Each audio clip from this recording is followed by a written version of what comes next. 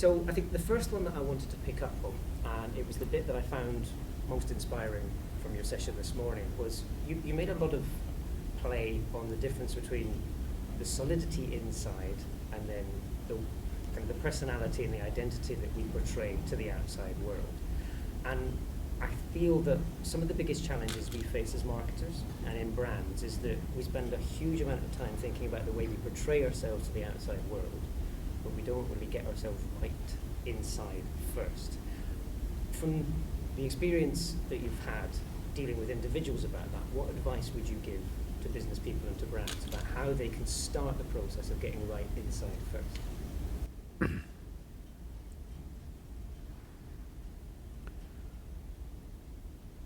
So the fundamental flaw in this entire process is, without enhancing yourself, you're trying to enhance your activity. It's like… You're from UK, eh? Scotland, yes. Scotland. You take a junk Vauxhall and try to drive it on the F1 track, it's bound to fall apart. Instead of dreaming of winning an F1 race, if you build a machine which is capable of doing whatever your intelligence allows to build, whatever kind, if you build one, then it'll do whatever it does. Whether it wins or not is subject to what others have done. Whether you win a race or not simply depends on how good or bad other people are. But when we do something, are we functioning from the highest possibility within us or from the lowest possibility or somewhere in between is a big question. And the biggest question in human life is, you do not know what is your highest possibility. For every other creature on this planet, nature has drawn two lines. Within that, they live and go. For the human being, there's only bottom line, there's no top line. So it doesn't matter what you become, you still don't know whether you've hit the peak or not.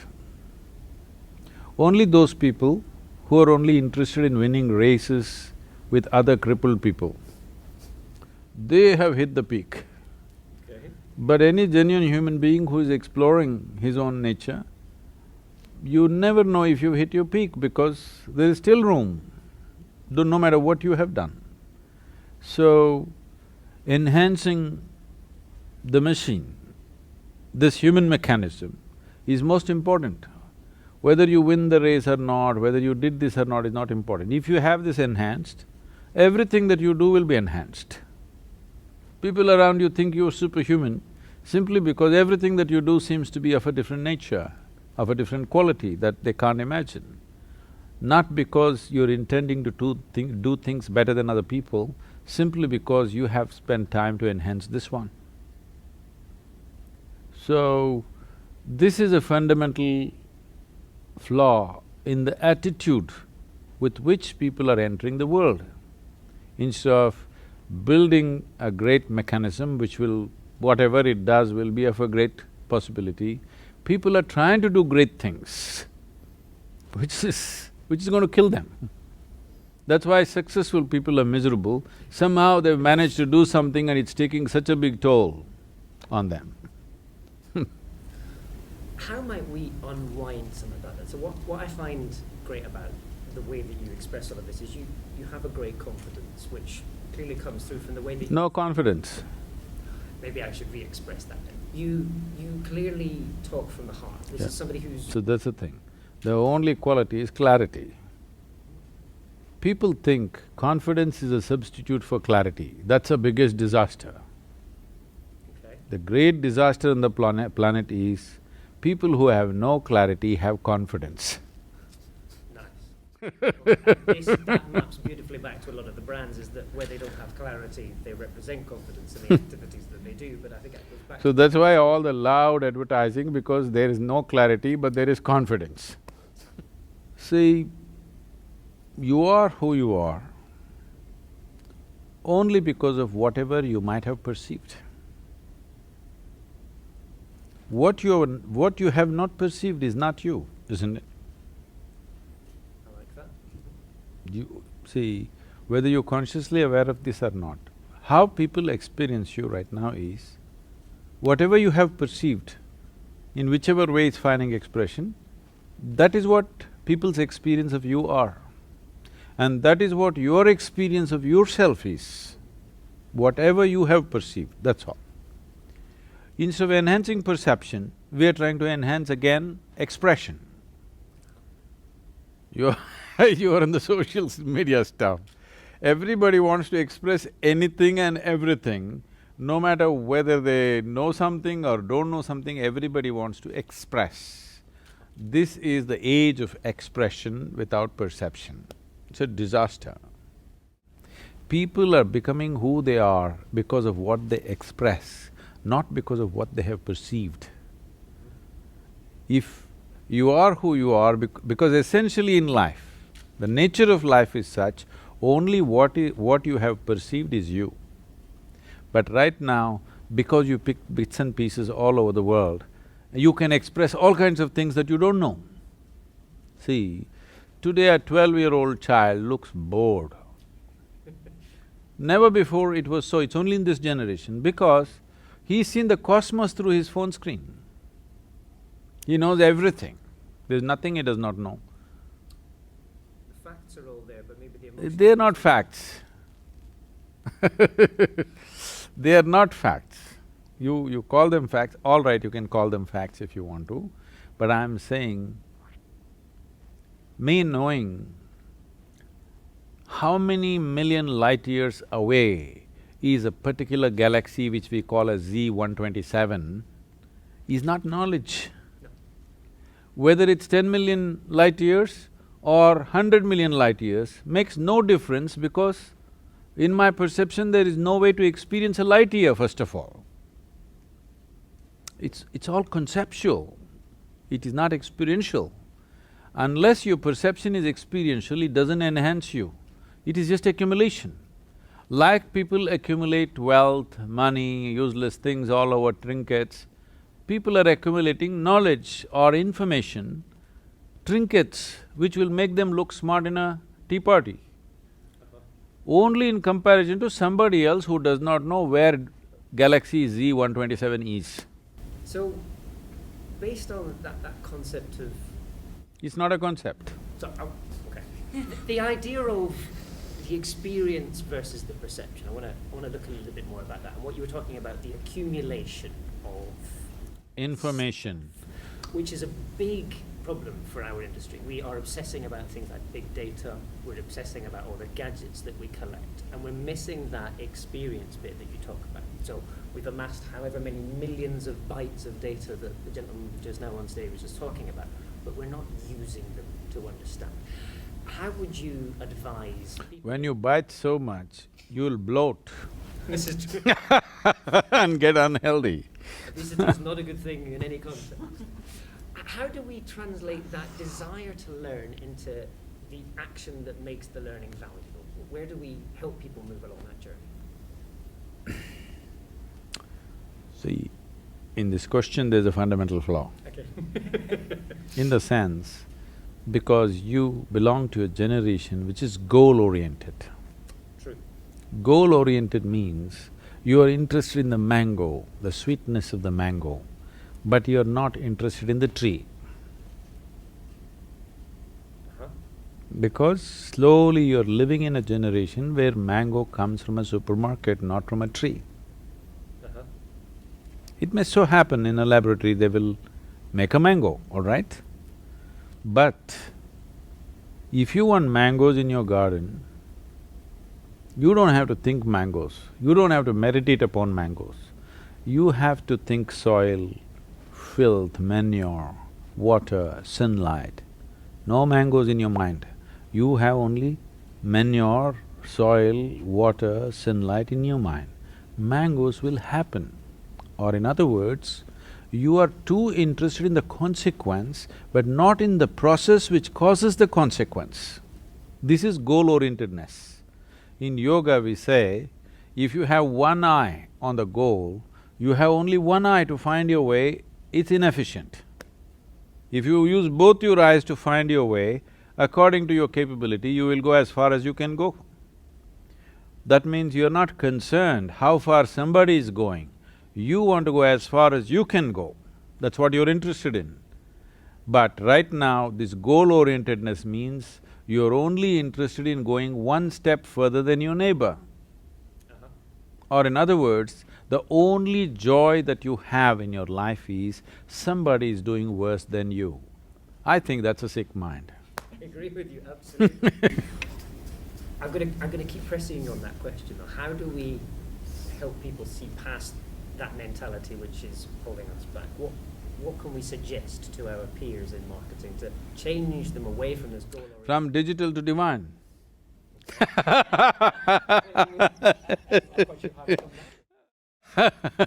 Where do we find the divine? Because I love the fact that you're talking about we cannot be goal-oriented, but at the same time, many businesses face the imposition of goals from others who determine our abilities to survive, which I kind of know you're going to say is flawed, and I would agree with it, but nonetheless, we need to help people to see the alternative to what is flawed. See, tell me one thing. You can look at Mr. Bolt, you know? You could look at Mr. Bolt for inspiration, all right? But if you try to run like him, you'll break your legs, that's all that'll happen. For inspiration, you can look at Mr. Bolt, perfectly fine. You can look at Mr. Sachin Tendulkar for inspiration. You try to go and face a ball which is coming at 160 kilometers per hour, a hard ball, you'll kill yourself, really. Most people know cricket only on television, so they think it's a nice game. Go and stand there, it's the most violent game. Projectiles are coming at you at tremendous speed, giving you a fraction of a second to react and hit the ball. Because they see it only on television, they think it's a nice, beautiful game. No, it's… among all the games that are popular today in the world, it is the most dangerous game. Nowhere else any hard ball is coming at you at that speed. Really, most of the time coming at your head. There's a certain degree of animosity in some of the way that this is being… No. I'm saying, because somebody mastered that, with… he was talking to you about the level of dedication right from his childhood, how he's involved. So, Tendulkar is Tendulkar, all right? You can use him as an inspiration, but you don't try to do what he is doing today afternoon because you'll be dead. Yes. So, you can use a high level of whatever somebody has set a goal as an inspiration. Somebody is running 100 meters in 8 seconds, you can use it as an inspiration, don't try to do it. It's like a Vauxhall trying to be a Ferrari. Very good advice. It's that benchmarking that we obsess so much about marketers, that you want to be like them and you think that replicating everything that they do becomes a dangerous… That's the biggest mistake. Because who knows, maybe you can hit the ball better than Tendulkar. Right now, why do you want to limit yourself to Tendulkar standards? There was a time nobody believed that you will reach 100 in a cricket game only after 35 to 40 overs. I remember this change that happened. First time, Sanath Jayasuriya hit the ball within the first 20 overs, 100. Now people are hitting it within 8-9 overs, okay? Because they're not thinking about what somebody did. You hit the ball according to your capability, who knows, maybe you'll hit it better than Tendulkar. We don't know. The possibility is there. In reality, there may be a distance, that's different, but the possibility is there. So if you become goal-oriented, your goals are always determined by other people's capabilities. You will never do what you could have done. Maybe you can't hit a ball, maybe you could do something else, way better than anybody else. but you will never do that because you go on trying to hit the ball that you can't hit. So this concept of the memoryless intelligence that you talked about, how can a marketer access that? Because we are probably some of the most insecure people in the world. Market people cannot access it. You can quote that one. Human beings can, Okay. markets cannot. Few times when I was at the economic forum, the World Economic Forum, people keep on referring to India as emerging market. I say, don't refer to it as a market, we are not a marketplace. Once you think somebody is market, how are you going to approach them? You're going to put some nonsense that you have created, try to convince them they must drink this or eat this or buy this or use it or whatever. If I saw you as a human being and I'm concerned about you and your well-being, I would see what you need. If I do what you need, if I manufacture what you need, I don't have to market it, market man will go out. Manufacturing is all that's needed. But right now you're doing something that people don't need and you have to convince them that they need it. It's very clear, even a kindergarten child knows that this body doesn't need carbon dioxide, it needs oxygen. But somebody is putting carbon dioxide in the bottle and calling it the real thing. So they need marketing. Marketing department is bigger than the manufacturing because you're trying to convince somebody carbon dioxide is good for you. Well, you may convince a generation. A whole generation was convinced smoking tobacco is the best thing you could do. If you're a man, you must smoke, otherwise you're not a man. Yes or no? A whole generation believed if I don't smoke and blow the smoke in your face, I'm not man enough. But now suddenly it's become no good. So this is what the marketing men will do. They're trying to sell something that people may not need. Instead of looking at someone as market, if you look at them in human beings with some concern, you would know what they need. If you manufacture that, you don't have to market it, they will stand in a queue. So I'm going to use somebody else's words in response to that, because this is something that I have hopefully believed for a long time as well. A friend of mine said that as marketers, we've got to stop trying to make people want things, and we've got to try and make the things that people want. It's fundamentally obvious to me, and yet, as you… I'm saying largely market men will get eliminated. Manufacturing and people, in between little marketing. Both you and me are manufacturing something that he wants. But now, I'm trying to tell him what I'm manufacturing is really what you want, not what this guy is doing. Actually, that's the truth. You talked a lot about all the gadgets that we have access to, all this amazing technology, and yet we fail to use the best of the gadgets that we have, which is our own brain. Not that we are not using it, we are using it in a very skewed way. Right. We're not able to listen correctly, we're not able to understand what it is that those people want, even though we have access to all these amazing things. I use a lot of social media, which in theory allows me to listen to the conversations of millions of people at any given time. And yet I find it very difficult to… Gossip gone global. There's an awful lot of gossip on this. We talked a lot yesterday about the food photos. It's this fascinating thing that 200 million people have taken photos of food and uploaded them to Instagram. And the question is, why are we doing this? But that's sort of… Because food looks prettier But it's… than the people who eat them. Slightly disconcerting concept again. Absolutely true. No, if people are taking pictures of the food they eat and putting it on, obviously they think it looks prettier than them. But we have access to the insights that shares about what they believe is pretty and what they enjoy in life, but we're not using it. So See, all this is happening, I mean, leave the jokes apart. This is because people are trying… because now they found a means, a technological means to find expression. Expression more than perception means marketing department is bigger than manufacturing. okay. That's all that's happening. What would then the perception bit look like? See,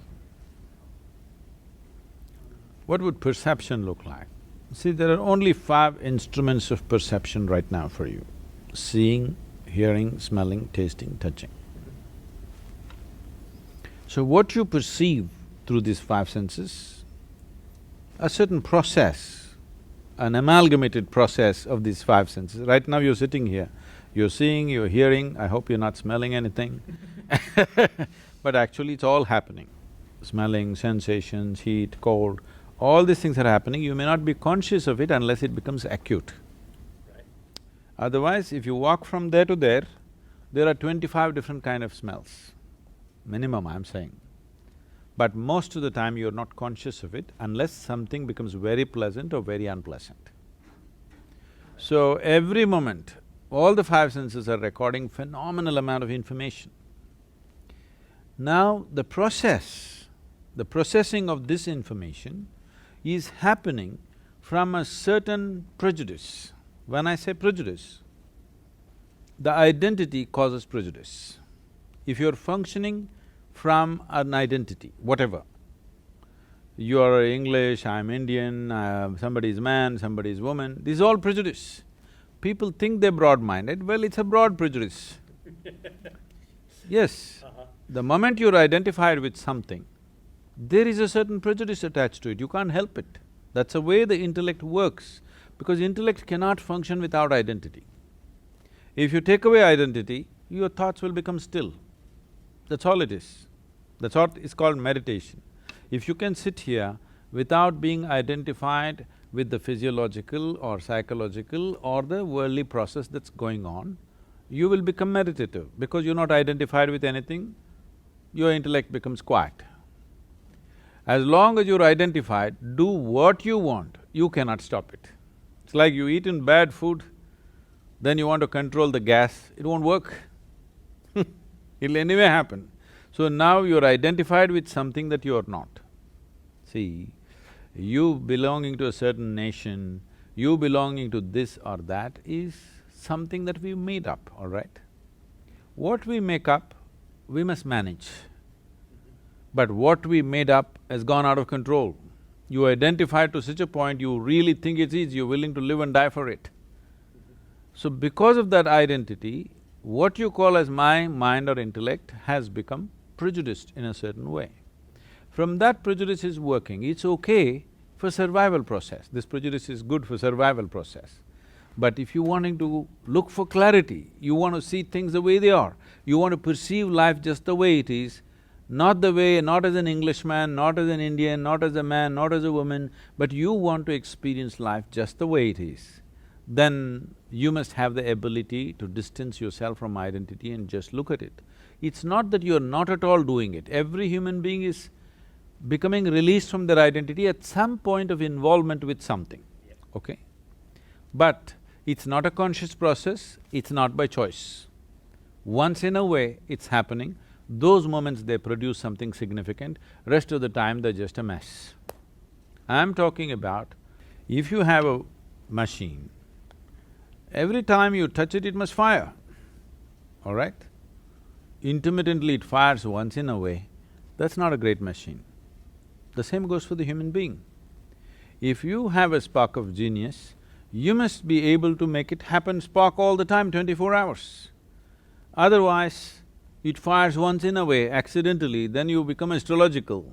You're looking for the right position of the planets for you to fire That's inefficiency. That inefficiency is coming because perception is blocked. Is there a way to manage that? Oh yes, there's an entire science. As there is a science and technology to create external situations the way we want it, there is a whole science and technology to create inner situation the way you want it. This is what we're calling as inner engineering, to engineer your interiority the way you want. Okay. Looking at that in a bit more detail, the bit you were talking there about stepping away from the identity piece, which I think is really interesting because brands are all about creating their identity, and yet I love the way that you're saying it's not until we get out of our identity that we can see the bigger opportunities and how to become what we want. How can we help people to understand how to unravel that identity? How do we step away from all the things that you spend time promoting? See, this question is coming from a fundamental that you believe that everything can be fixed intellectually. Yes. No, it cannot be. As I said when I was speaking in the morning, the other dimension of intelligence within you. If you… I think today people are beginning to talk about emotional what? Emotional intelligence, not just IQ, EQ and whatever. Yeah. This is just rudimentary steps, taking at least one small step, but a rudimentary step. This is essentially a very deep-rooted Western malice which has gotten into everybody today across, because all of us are going through Western education. We may be living in India, but our education is completely, unfortunately, English. Because intellect is supreme. This is a European idea.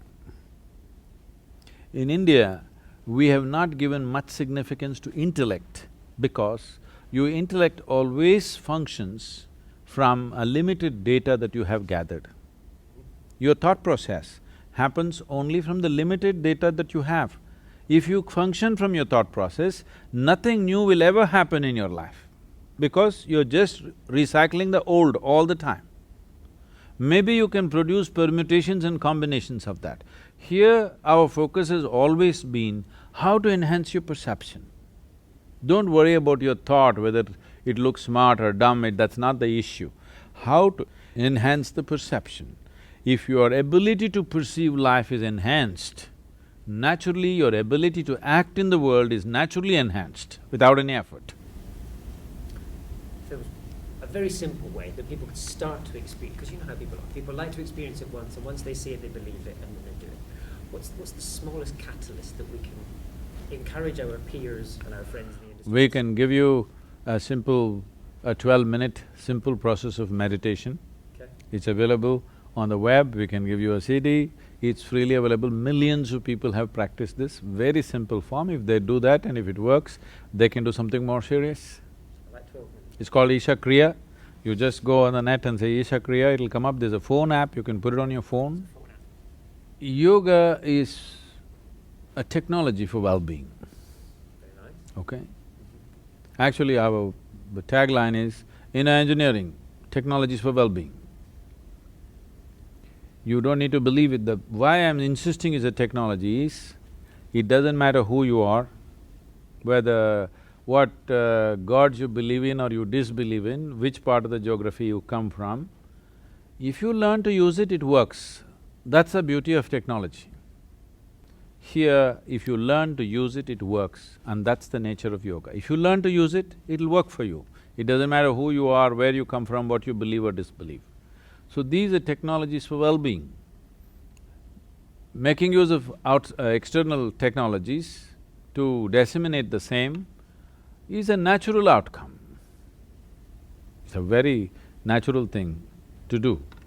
So, for the first time in the history of humanity, our ability to reach human beings on this planet is like never before.